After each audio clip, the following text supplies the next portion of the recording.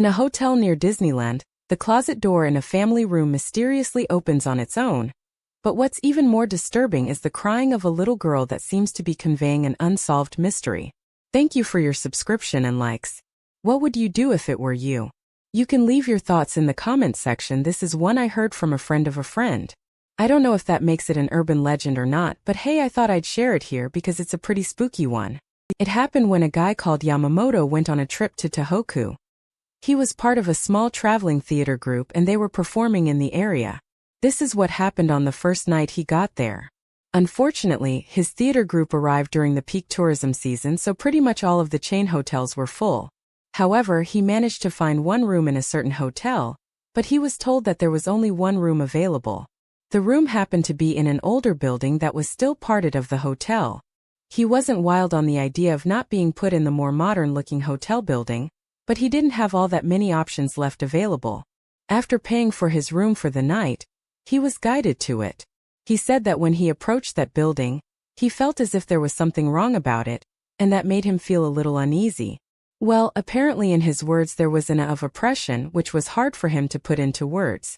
Mr. Yamamoto was a guy who apparently never had any spiritual experiences before. He was a non-believer, but he still felt a vibe that night, and if it was me in his shoes, I might have turned around and looked for another hotel, but he pressed on and went to see his room for the night. He thought that he might just be feeling a little anxious ahead of his performance, or could have been a little overtime tired from traveling. He checked in and got himself settled, and then he turned in for the night. Later that night at about 1:00 a.m., he woke from a dreamless sleep to some loud banging at his hotel room door. He jumped out of bed to see what was going on. He got to his feet and went to check the door. He walked over to it as quietly as he could to check if anyone was there. He called out anyone there. After looking through the peephole and seeing that there was no one out there, then he said he even opened the door a crack to double check, but again there was no one there. All he saw was a silent, dimly lit hallway and the green lights of the emergency exit signs glowing in one direction and some stairs and the elevator in the other. He just assumed that there was a prankster out there, banging doors and running off. He didn't mind pranks, but after 1:00 a.m. that was a little much. He did, however, say that weird anxious feeling he felt when he laid eyes on the building he was staying in came back at that moment. He felt cold in his new hotel room and he couldn't bring himself to sleep again. He kept looking over at the door and he saw the light from the hallway glowing from that little gap beneath the door. He focused on that light for a reason unknown to him, and then at some point he dropped off to sleep. He suddenly heard banging at the door again.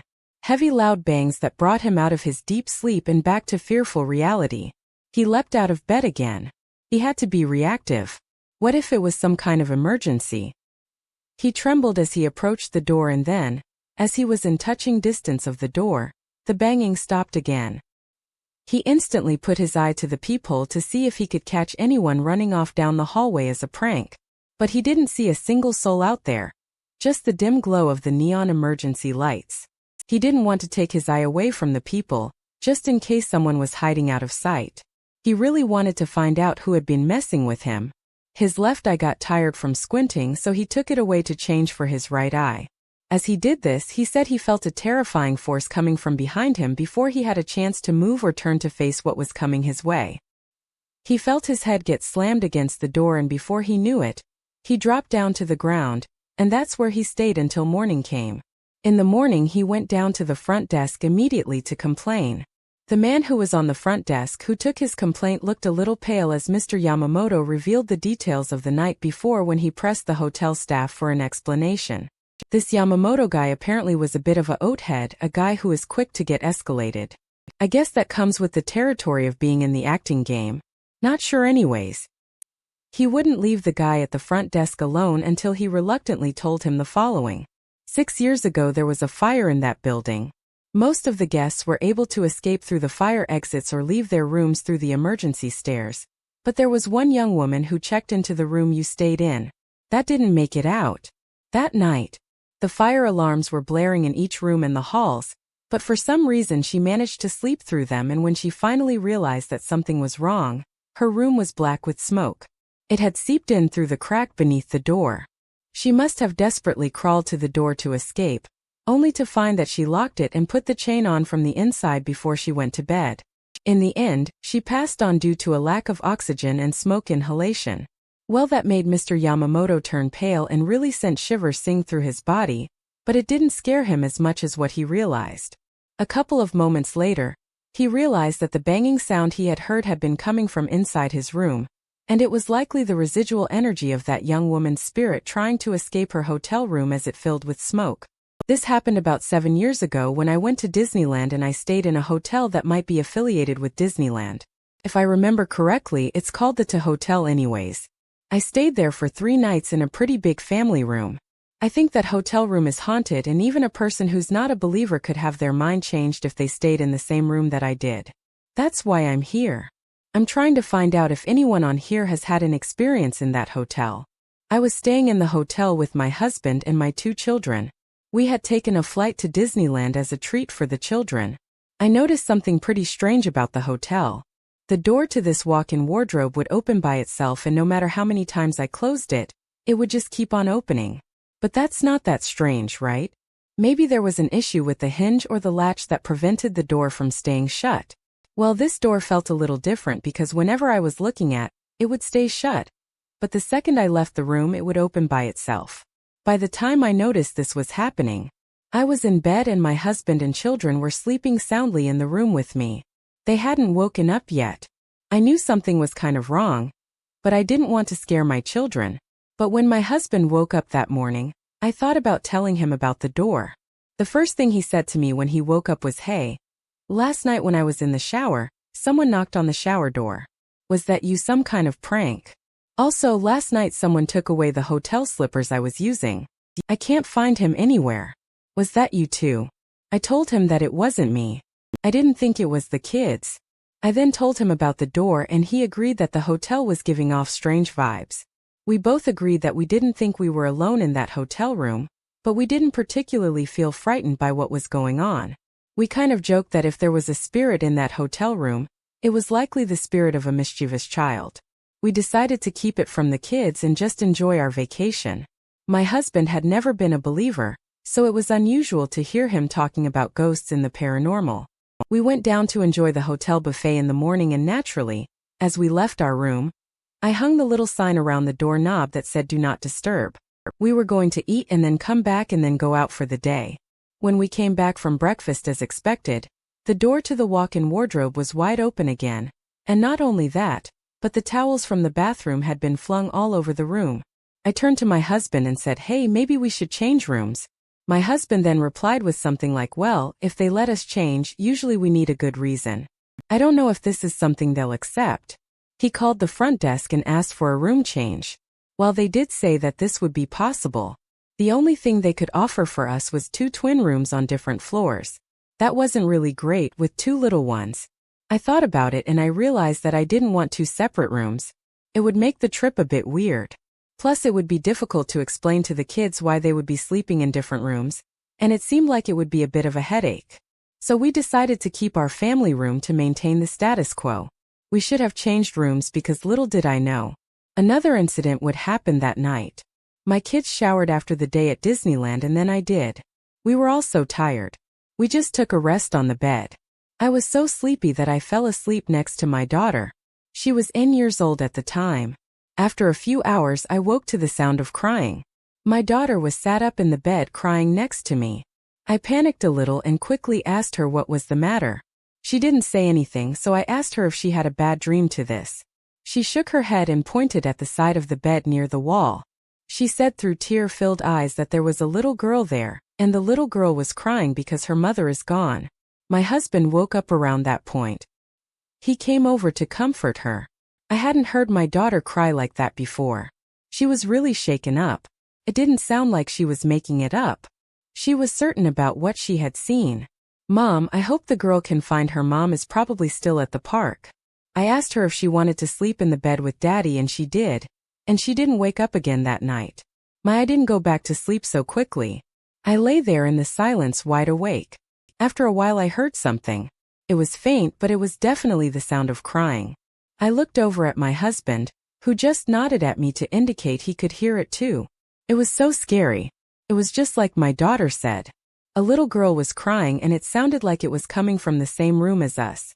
Then suddenly I felt hot tears. Well, in my eyes it was like I was feeling what that child was feeling. I cannot explain it. I've heard that sometimes possessions are like that, so I guess it could have been a possession. It was truly an unforgettable experience for me. I felt like talking to this child before I could even question how strange that was. I heard myself speaking out loud, but it wasn't my voice. It wasn't my words. It was someone else's. I said something like this: "Mommy, I can't find you. I'm lonely. I'm sure you're looking for me. I wish you would come and find me. Didn't you have fun at the park with me?" I felt something strange then happened. It was like I was allowed back control of my voice, so I tried to respond to the poor little girl. "I'm sure your mother is looking for you. I know you are so lonely. I hope she'll find you. I know she will. I hope you had a fun time at the park with your mom." I then fell asleep.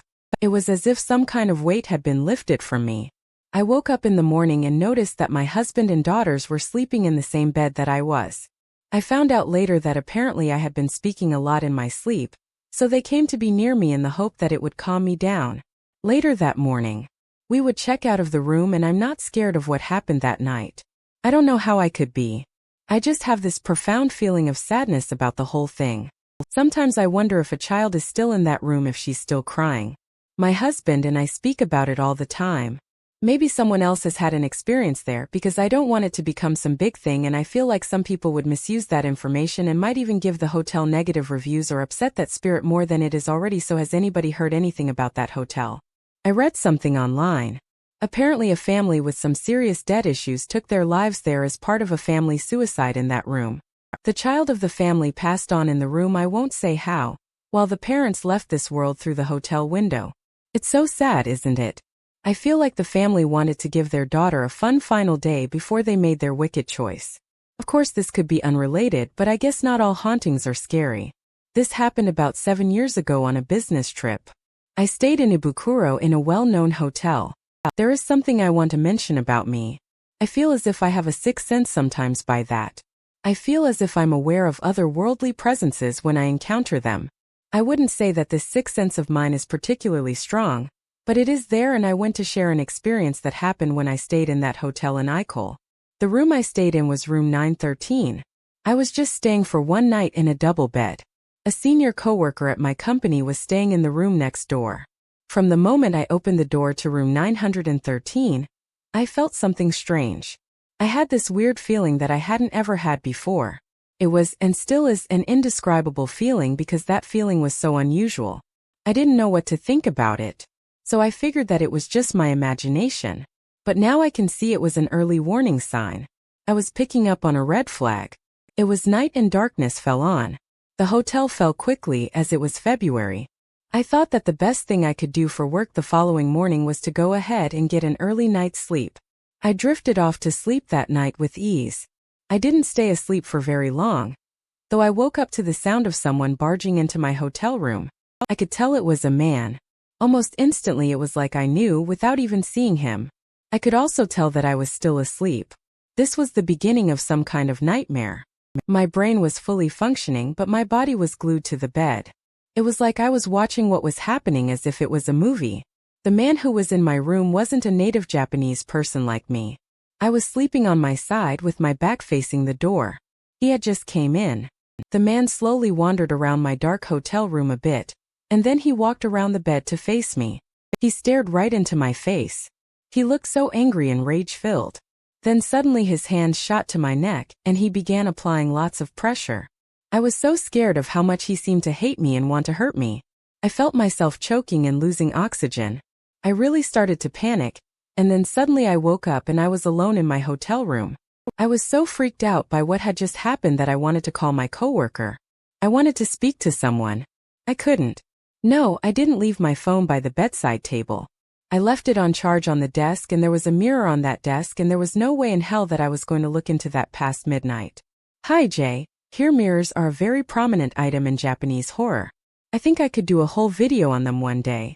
In this case, I believe that the reason the writer doesn't want to go anywhere near the mirror after that nightmare was down to the belief that for some Japanese people, if you look at yourself in the mirror after midnight, then you might just see something else, something horrifying or something ghostly, as mirrors can be portals and pathways into different worlds. Back to the story. I stayed awake until the early morning light spilled into the room, and only at that point I felt confident enough to shut my eyes for a few moments. My colleague came to my hotel room so we could head downstairs for breakfast together. After checking, it was him out there through the peephole. He then cried out in shock. When he saw me, he could see that something was wrong. At breakfast, I talked to him about what had happened the night before. The worst thing about our situation was the fact that we were staying at that hotel for another few nights after work. That day I called a friend of a friend who was into the occult and the supernatural, and I asked him for some advice. He told me how to deal with what I experienced, and I followed his instructions. Although it had done nothing to improve the atmosphere, what he got me to do managed to at least calm me down. Just after midnight, I heard a loud bang coming from the wall that separated my room from my colleagues. It scared the hell out of me. It sounded like a real powerful bang. After I gave it some thought, I guessed that it could have been my colleague pranking me. With that in mind, I managed to get some sleep in the morning. I saw my colleague again for breakfast, and I said to him, "Oh, by the way, great prank last night banging the wall like that. Thanks a lot." He said he didn't know what I was talking about, and to be honest, I'm pretty sure he was telling the truth about that. It scared me to think that I might have been close to experiencing another paranormal onslaught, but thankfully nothing else happened that night, and for the rest of the trip I could still remember the face of the man who strangled me. I look for that face in the crowds of Tokyo. I don't think I'll ever see him, but if I did, I think I'd have a heart attack. I wonder if that was just my brain that conjured up that man attacking me, or if something like that happened in that hotel in Ibukuro in room 913. I heard this one from a good friend of mine who works in the police. Obviously, I won't be revealing any names or locations. I don't want to get my friend in trouble, and I don't want someone coming after me anyways. I'll keep this as short as I can. My friend, who works in the force, got a report which forced him to respond to a local hotel as soon as possible. A sudden death had been reported. That's all my friend knew at the time. He was a rookie at the time, and he knew that he had to be reactive and proactive. So he rushed to the scene, as he was one of the closest available officers app. A guest at the hotel hadn't checked out when they were supposed to check out, prompting some concern. When the hotel staff went up to the guest's room, they knocked only to receive no response, so the hotel staff kept on knocking, but no matter how long they waited, no one came to the door. An employee met my police officer friend at the door to the hotel room. The hotel staff member was poised and ready with the master key. They opened the door after announcing their intentions to do so, and they found that the guest who had checked into the room was no longer living. An impromptu internal investigation was conducted, and it was discovered that the man who had checked into the hotel room did so with the intention of it being his final check-in. He took his own life. I won't go into the details, but let's just say that there was no limit for any reasonable doubt. There was a pile of cigarette butts in the ashtray. So clearly the man who checked into that room must have had something on his mind that was causing him a great deal of stress. The hotel staff were jibing at one another in a callous way, saying that the situation they found themselves in could have been easily stopped if it had been predicted at the check-in. I don't know if anyone wants to hear this, but I might as well share it. The hallway that they found the body in was so narrow that my cop friend saw the hotel staff walking in and out by stepping over the body as if it was just some obstacle in the way. The blatant disregard for that guy seems really disturbing to me. My cop friend stood there shocked. I will have to remind you that he was completely new to the force. I guess he might have been naive, but he also expected people in that hotel, namely employees, to act with a little more dignity for the recently departed. The coroners arrived in. The body was prepped and taken away by professionals, and my friend's investigation was nearing its conclusion. And that's when the hotel manager appeared. He seemed to be in a rush. He was barging his way through the crowd of people looking in, and the first thing my friend heard that hotel manager say was, "Hey, how much longer will it take here? Can't you hurry up?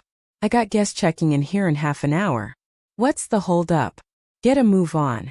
My cop friend thought to himself, wow, you're really going to get people checked in after what just happened in this room. He knew it was pretty much wrapped up, but the callousness of that hotel manager was really jarring. The hotel manager wasn't doing something illegal. He was just literally a pretty horrible person.